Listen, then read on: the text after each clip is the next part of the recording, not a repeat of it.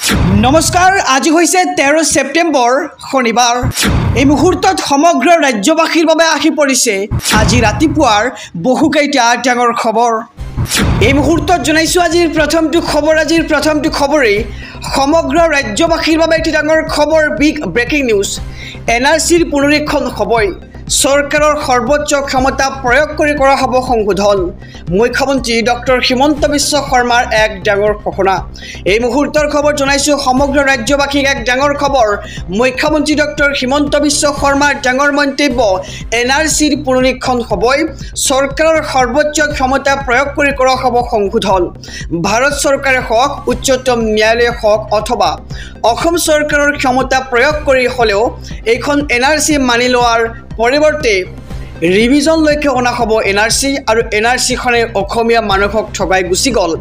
এনআৰসিৰ বিষয়ে বহু বিসংগতিৰ তথ্য পৰলৈ আহিছে মুহূৰ্তৰ খবৰ জনাইছো ডাঙৰ খবৰ একে ধৰণৰ নামৰ ব্যক্তি বিচাৰি বহু লোকে পিতা বা পুত্ৰ বুলি দাবী কৰিছিল আৰু এই ধৰণে সেইসকল লোকৰ নাম এনআৰসিত অন্তৰ্ভুক্ত হৈছিল আৰু স্থায়ী বাসিন্দাৰ ঠাইত বহু বিষয়াই সন্দেহজনক লোকক সুমুৱাই দিছিল আৰু এই এনআৰসিৰ শুদ্ধ নহ'লে এনআৰসিখন শুদ্ধ নহ'লে উচ্চতম ন্যায়ালয়ৰ পৰা নতুনকৈ এনআৰসি কৰাৰ অনুমতি ল'ব লাগিব বুলি এক প্ৰকাৰ মন্তব্য আগবঢ়াইছে ৰাজ্যৰ মুখ্যমন্ত্ৰীগৰাকীয়ে এই মুহূৰ্তৰ খবৰ জনাই গৈছো ডাঙৰ খবৰ বহুকেইটা আইনী দিশ পৰীক্ষা কৰি থকা হৈছে ইতিমধ্যে আৰু শীঘ্ৰে এনআৰসিক দিয়া হ'ব এক নতুন ৰূপ মুখ্যমন্ত্ৰী ডক্টৰ হিমন্ত বিশ্ব শৰ্মাৰ এক ডাঙৰ মন্তব্য খবৰটো জনাইছো সমগ্ৰ ৰাজ্যবাসীক এনআৰসিৰ পুনৰীক্ষণ হ'বই আৰু ইয়াৰ সমান্তৰালকৈ চৰকাৰৰ সৰ্বোচ্চ ক্ষমতা প্ৰয়োগ কৰি কৰা হ'ব সংশোধন ভাৰত চৰকাৰে হওক অথবা উচ্চতম ন্যায়ালয়ে হওক আৰু অসম চৰকাৰৰ ক্ষমতা প্ৰয়োগ কৰি হলেও এইখন এনআৰসি মানি লোৱাৰ পৰিৱৰ্তে ৰিভিজনলৈকে অনা হ'ব এই মুহূৰ্তত জনাইছো আজিৰ দ্বিতীয় নম্বৰ খবৰটো ৰাজ্যবাসীৰ বাবে আৰু এটি ডাঙৰ খবৰ বিগ ব্ৰেকিং নিউজ নেপালৰ দৰে পৰিস্থিতি হোৱাটো বিচাৰিছে গৌৰৱ গগৈয়ে কংগ্ৰেছৰ গুপ্তচৰে মুখ্যমন্ত্ৰীক দিলে খবৰ এই মুহূৰ্তৰ খবৰ জনাইছো এক ডাঙৰ খবৰ সমগ্ৰ ৰাজ্যবাসীৰ বাবে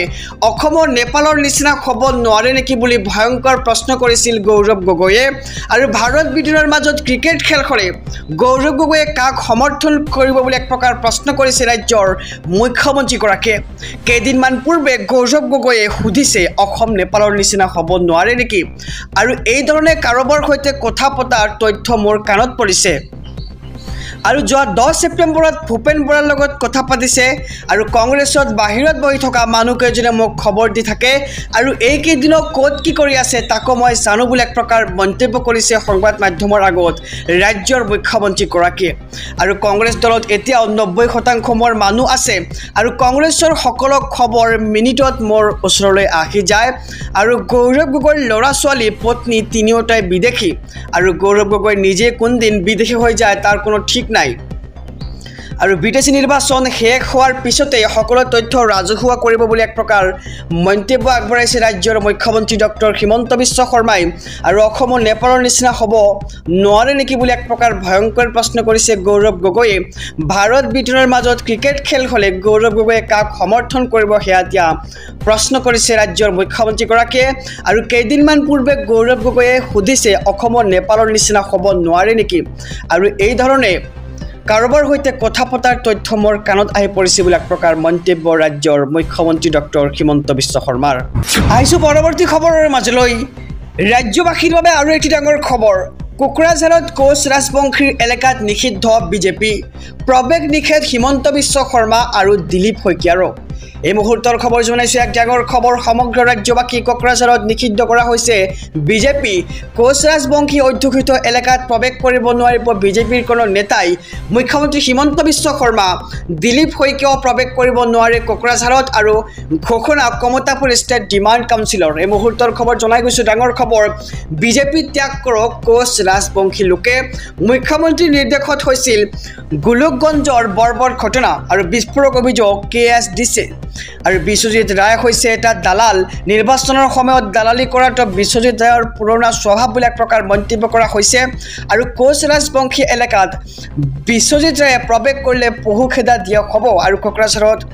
নিষিদ্ধ কৰা হৈছে বিজেপি কোচ ৰাজবংশী অধ্যুষিত এলেকাত প্ৰৱেশ কৰিব নোৱাৰিব বিজেপি আৰু মুখ্যমন্ত্ৰী হিমন্ত বিশ্ব শৰ্মা আৰু দিলীপ শইকীয়াও প্ৰৱেশ কৰিব নোৱাৰে কোকৰাঝাৰত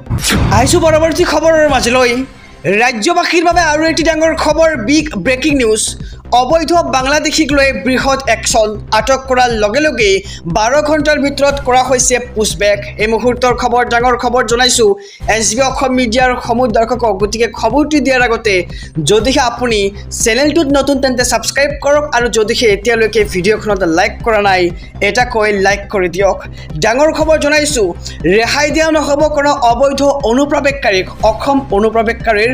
প্ৰজনন ক্ষেত্ৰ নহয় বুলি মন্তব্য ৰাজ্যৰ মুখ্যমন্ত্ৰী গৰাকীৰ আৰু এটাকৈ বাংলাদেশী বিচাৰি কৰা হ'ব পুছবেক আৰু শ্ৰীভূমিত আটক কৰা হৈছে ইতিমধ্যে 39 জন অবৈধ অনুপ্ৰৱেশকাৰীক আৰু লগে লগে বাংলাদেশলৈ উভতাই পঠিওৱা হ'ল অবৈধ অনুপ্ৰৱেশকাৰীকেইটাক আৰু সামাজিক মাধ্যম যোগে প্ৰকাশ ৰাজ্যৰ মুখ্যমন্ত্ৰী ডক্টৰ হিমন্ত বিশ্ব শৰ্মাৰ আৰু এতিয়াৰ পৰা বাংলাদেশীত ধৰা পৰিলেই 12 ঘণ্টাৰ ভিতৰতে কৰা হ'ব পুছবেক আৰু বিদেশী বহিষ্কাৰৰ ক্ষেত্ৰত ঐতিহাসিক পদক্ষেপ চৰকাৰৰ আৰু 12 ঘণ্টাৰ ভিতৰত ধৰা পৰিলেই নোটিছো দিব নালাগে কোনো বিদেশী বহিষ্কাৰৰ বাবে কোনো এমবিসিক যোগাযোগ কৰিব নালাগে আৰু ডাইৰেক্টলি কৰা হ'ব পুছবেক ৰেহাই দিয়া নহব কোনো অবৈধ অনুপ্ৰৱেশকাৰীক আৰু অসম অনুপ্ৰৱেশকাৰীৰ প্ৰজনন ক্ষেত্ৰ নহয় বুলি মন্তব্য ৰাজ্যৰ মুখ্যমন্ত্ৰী গৰাকীৰ আৰু এটাকৈ বাংলাদেশী বিচাৰি কৰা হ'ব পুছবেক আৰু শ্ৰীভূমিত আটক কৰা হৈছে ইতিমধ্যে 39 জন অবৈধ অনুপ্ৰৱেশকাৰীক আৰু লগে লগে বাংলাদেশলৈ উভতাই পঠিওৱা হ'ল অনুপ্ৰৱেশকাৰীকেইটাক আহিছো আন এক খবৰৰ মাজলৈ ৰাজ্যবাসীৰ বাবে আৰু এটি ডাঙৰ খবৰ 2026 নিৰ্বাচনৰ টিকট পাবনে ৰকিবুলৰ পুত্ৰ তানজিল হুছেইনে তানজিলৰ প্ৰাৰ্থিত্বৰ বিৰোধিতাৰে এইবাৰ ৰূপৈহাটত গোপন বৈঠক এই মুহূৰ্তৰ খবৰ জনাইছো ডাঙৰ খবৰ 26 টিকট পাবনে ৰকিবুলৰ পুত্ৰ তানজিল হুছেইনে ইয়াক লৈ এতিয়া চৰ্চা চলিছে আৰু তানজিলৰ প্ৰাৰ্থিত্বৰ বিৰোধিতাৰে ৰূপৈহাটত গোপন বৈঠক অনুষ্ঠিত হৈছে সামগুৰিত ৰকিবুলৰ পুত্ৰক প্ৰত্যাহ্বান জনাবলৈ কংগ্ৰেছ নেতাৰ গোপন বৈঠক আৰু তানজিল হুছেইনৰ বিৰুদ্ধে সামগুৰিত একত্ৰিত হৈছে 1 ডজন প্ৰাৰ্থী নতুন সামগুৰিত অন্তৰ্ভুক্ত হৈছে পুৰণি ৰূপৈহাটৰ 11টাকৈ পঞ্চায়ত আৰু পূৰ্বৰ সামগুৰিৰ 9টা পঞ্চায়তৰ বিপৰীতে ৰূপৈহাটৰ 11 পঞ্চায়ত অন্তৰ্ভুক্ত নতুন সামগুৰি সমষ্টিত আৰু এই দাবীৰে নতুন সামগুৰিৰ 1 ডজন প্ৰাৰ্থীয়ে প্ৰাৰ্থিত্ব বিচৰাৰ সিদ্ধান্ত আৰু পিতা পুত্ৰৰ বিৰুদ্ধে ক্ষোভ প্ৰকাশ কৰি সামগুৰিৰ প্ৰাৰ্থিত্ব বিচৰাৰ সিদ্ধান্ত কংগ্ৰেছ নেতাৰ আৰু 26 টিকট পাবলৈ ৰকিবুলৰ পুত্ৰ তানজিল হুছেইন ইয়াক লৈ সৰ্বত্ৰ এতিয়া চৰ্চা চলিছে প্ৰশ্ন উত্থাপিত হৈছে আৰু তানজিলৰ প্ৰাৰ্থিত্বৰ বিৰোধিতাৰে ৰূপৈহাটত গোপন বৈঠক অনুষ্ঠিত হৈছে আৰু ইয়াৰ সমান্তৰালকৈ সামগুৰিত ৰকিবুলৰ পুত্ৰক প্ৰত্যাহ্বান জনাবলৈ কংগ্ৰেছ নেতাৰ গোপন বৈঠক অনুষ্ঠিত হৈছে আহিছো পৰৱৰ্তী খবৰৰ মাজলৈ ৰাজ্যবাসীৰ বাবে আৰু এটি ডাঙৰ খবৰ প্ৰধানমন্ত্ৰী নৰেন্দ্ৰ মোদীৰ অসম ভ্ৰমণৰ পূৰ্বে গুৱাহাটীত 163 ধাৰা জাৰি প্ৰধানমন্ত্ৰী নৰেন্দ্ৰ মোদীৰ অসম ভ্ৰমণৰ পূৰ্বে গুৱাহাটীত জাৰি কৰা হৈছে 163 ধাৰা বিএনএছৰ অধীনত সমগ্ৰ গুৱাহাটীত জাৰি 163 ধাৰা এই সময়ছোৱাত কোনো ধৰণৰ ৰেলী সমদল শোভাযাত্ৰা আদি উলিয়াব নোৱাৰিব নিয়ম ভংগ কৰিলে বিপদত পৰিব ৰেলী সমদলকাৰীসকল আৰু নিয়ম উলংঘা কৰিলে বিএনএছ 223 ধাৰা মতে বিহা হ'ব শাস্তি আৰু তাৎক্ষণিকভাৱে বৰবত হোৱাকৈ জাৰি কৰা হৈছে এই ধাৰা এই মুহূৰ্তৰ খবৰ জনাইছো ডিএছপি ইমদাদ আলীয়ে জাৰি কৰিছে 163 ধাৰা আৰু প্ৰধানমন্ত্ৰী নৰেন্দ্ৰ মোদীৰ অসম ভ্ৰমণৰ পূৰ্বেই গুৱাহাটীত 163 ধাৰা জাৰি কৰা হৈছে বিএনএছৰ অধীনত সমগ্ৰ গুৱাহাটীত জাৰি কৰা হৈছে 163 ধাৰা আহিছো আন এক খবৰৰ মাজলৈ ৰাজ্যবাসীৰ বাবে আৰু এটি ডাঙৰ খবৰ বিগ ব্ৰেকিং নিউজ কংগ্ৰেছে কৰি যোৱা জটিলতাৰ বাবে 6 জনগোষ্ঠীৰ জনজাতিকৰণৰ বাধাৰ সৃষ্টি হৈছে আৰু 6 জনগোষ্ঠীৰ জনজাতিকৰণক লৈ মুখ্যমন্ত্ৰী ডক্টৰ হিমন্ত বিশ্ব শৰ্মাৰ এক ডাঙৰ মন্তব্য কংগ্ৰেছে কৰি যোৱা জটিলতাৰ বাবে আজি পৰ্যন্ত জনজাতিকৰণৰ বাধাৰ সৃষ্টি হৈ আহিছে আৰু 6 জনগোষ্ঠীৰ জনজাতিকৰণক লৈ চৰকাৰে আপত্তি কৰিবলগীয়া একো নাই বড়ো ৰাভা মিচিং সোণোৱাল কছাৰী ঠেঙাল কছাৰী আৰু শৰণীয়া কছাৰী তেওঁলোকে আপত্তি কৰিছে ইয়াত চৰকাৰে একো আপত্তি কৰা নাই বুলি মন্তব্য ৰাজ্যৰ মুখ্যমন্ত্ৰীগৰাকীৰ আৰু জনজাতিকৰণত কোনো বিজেপিয়ে আপত্তি কৰা নাই কংগ্ৰেছে বিধানসভাত সিদ্ধান্ত লৈছিল যে যেতিয়ালৈকে বড়ো ৰাভাই ক্লিয়াৰেন্স নিদিয়ে তেতিয়ালৈকে কৰিব নোৱাৰিব আৰু কিন্তু কোনো জনজাতিৰ ক্ষতি নোহোৱাকৈ কৰিব লাগিব কংগ্ৰেছৰ এই ফৰ্মুলাৰ বাবে জনজাতিকৰণত বাধা আহি পৰিছে কিন্তু জনজাতিকৰণক লৈ বিজেপিয়ে ইতিমধ্যে 4টা জনগোষ্ঠীৰ ক্ষেত্ৰত সফল হৈছে আৰু 2টা জনগোষ্ঠীৰ ক্ষেত্ৰত এতিয়াও সফল হ'ব পৰা নাই আৰু কংগ্ৰেছে পাক লগাই থৈ যোৱাৰ বাবে আজি জটিলতা বাঢ়িছে বুলি মন্তব্য ৰাজ্যৰ মুখ্যমন্ত্ৰীগৰাকীৰ আৰু জনজাতিকৰণক লৈ এই ডাঙৰ মন্তব্য ৰাজ্যৰ মুখ্যমন্ত্ৰী ডক্টৰ হিমন্ত বিশ্ব শৰ্মাৰ ৰাজ্যবাসীৰ বাবে আৰু এটি ডাঙৰ খবৰ বিগ ব্ৰেকিং নিউজ মুখ্যমন্ত্ৰীয়ে আবতাৰীয়া বিহু নাপাতে গৌৰৱ গগৈৰ ভিতৰত ভয় আছে বাবে বিহু গাই আনন্দ কৰিছে আৰু SIT ৰিপৰ্ট শীঘ্ৰেই যাব কেন্দ্ৰীয় চৰকাৰৰ ওচৰলৈ এই মুহূৰ্তৰ খবৰ জনাইছো ডাঙৰ খবৰ মুখ্যমন্ত্ৰীৰ পুত্ৰক হিৰো বনোৱাৰ প্ৰয়োজন নাই ৰাইজৰ মৰম আছে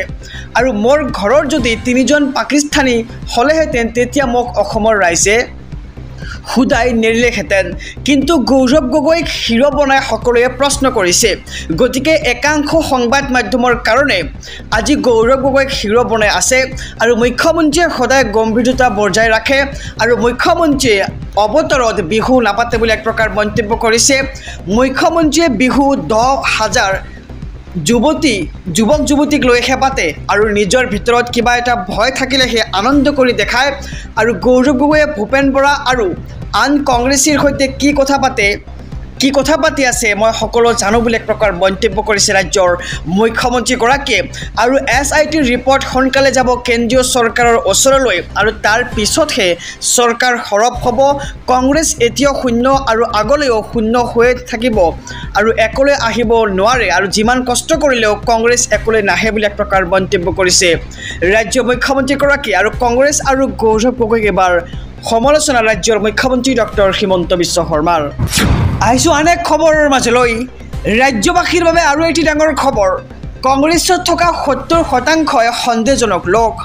মোৰ দিনত NRC হলে বাপ দেখিলেহেঁতেন এই মন্তব্য ৰাজ্যৰ মুখ্যমন্ত্ৰী ডক্টৰ হিমন্ত বিশ্ব শৰ্মাৰ এই মুহূৰ্তৰ খবৰ জনাইছো সমুদৰ্শকক কংগ্ৰেছত থকা 70% লোকেই সন্দেহজনক আৰু কংগ্ৰেছৰ মিটিঙত সদায় সন্দেহজনক লোককহে দেখা পোৱা যায় আৰু মোৰ দিনত NRC হলে বাপ দেখিলেহেঁতেন 10 ছেপ্টেম্বৰক লৈ কংগ্ৰেছে কৰিছিল আনন্দ উল্লাস আৰু SITৰ প্ৰতিবেদনত একো নাই বুলি দাবী কৰিছিল কংগ্ৰেছে আৰু কংগ্ৰেছৰ কৰ্মীসকল কোন বুলি প্ৰশ্ন ৰাজ্যৰ মুখ্যমন্ত্ৰী ডক্টৰ হিমন্ত বিশ্ব শৰ্মাৰ আৰু কংগ্ৰেছত থকা 70% লোকে সন্দেহজনক বুলি এক প্ৰকাৰ মন্তব্য কৰিছে ৰাজ্যৰ মুখ্যমন্ত্ৰীগৰাকীয়ে আৰু কংগ্ৰেছৰ মিটিঙত সদায় সন্দেহজনক লোককহে দেখা পোৱা যায় আৰু মোৰ দিনত NRC হলে বাপ দেখিলেহেঁতেন বুলি এক প্ৰকাৰ মন্তব্য কৰে ৰাজ্যৰ মুখ্যমন্ত্ৰীগৰাকীয়ে আৰু যোৱা 10 ছেপ্টেম্বৰক লৈ কংগ্ৰেছে কৰিছিল আনন্দ উল্লাস আৰু SITৰ প্ৰতিবেদনত একো নাই বুলি দাবী কৰিছিল কংগ্ৰেছে আৰু কংগ্ৰেছৰ কৰ্মীসকল কোন বুলি প্ৰশ্ন এতিয়া ৰাজ্যৰ মুখ্যমন্ত্ৰী ডক্টৰ হিমন্ত বিশ্ব শৰ্মাৰ আহিছো পৰৱৰ্তী খবৰৰ মাজলৈ ৰাজ্যবাসীৰ বাবে আৰু এটি ডাঙৰ খবৰ বিগ ব্ৰেকিং নিউজ কংগ্ৰেছ মানে শূন্য যিমান কষ্ট কৰিলেও কংগ্ৰেছ এক লৈ নাহে এই মন্তব্য ৰাজ্যৰ মুখ্যমন্ত্ৰীগৰাকীৰ এই মুহূৰ্তৰ খবৰ জনাইছো সমুদৰ্শকক কংগ্ৰেছ এতিয়াও শূন্য আৰু আগলৈও শূন্য হৈয়ে থাকিব একলৈ আহিব নোৱাৰে কংগ্ৰেছ আৰু যিমান কষ্ট কৰিলেও কংগ্ৰেছ একলৈ নাহে গৌৰৱ গগৈক হিৰো বনাই সকলোৱে প্ৰশ্ন কৰিছে গতিকে একাংশ সংবাদ মাধ্যমৰ কাৰণে আজি গৌৰৱ গগৈক হিৰো বনাই আছে আৰু মুখ্যমন্ত্ৰীয়ে সদায় গাম্ভীৰ্যতা বজাই ৰাখে আৰু মুখ্যমন্ত্ৰীয়ে অৱতৰত বিহু নাপাতে বুলি এক প্ৰকাৰ মন্তব্য কৰা পৰিলক্ষিত হৈছে আৰু মুখ্যমন্ত্ৰীয়ে বিহু 10,000 যুৱক যুৱতীক লৈহে পাতে আৰু নিজৰ ভিতৰত কিবা এটা ভয় থাকিলেহে আনন্দ কৰি দেখায় আৰু গৌৰৱ গগৈয়ে ভূপেন বৰা আৰু আন কংগ্ৰেছীৰ সৈতে কি কথা পাতি আছে মই সকলো জানো বুলি এক প্ৰকাৰ মন্তব্য কৰিছে ৰাজ্যৰ মুখ্যমন্ত্ৰীগৰাকীয়ে বিগত 3 দিনে গৌৰৱ গগৈয়ে কি কথা পাতিছে মই গম পাই আছো আৰু SIT ৰিপৰ্ট সোনকালে যাব কেন্দ্ৰীয় চৰকাৰৰ ওচৰলৈ তাৰ পিছতে সৰব হ'ব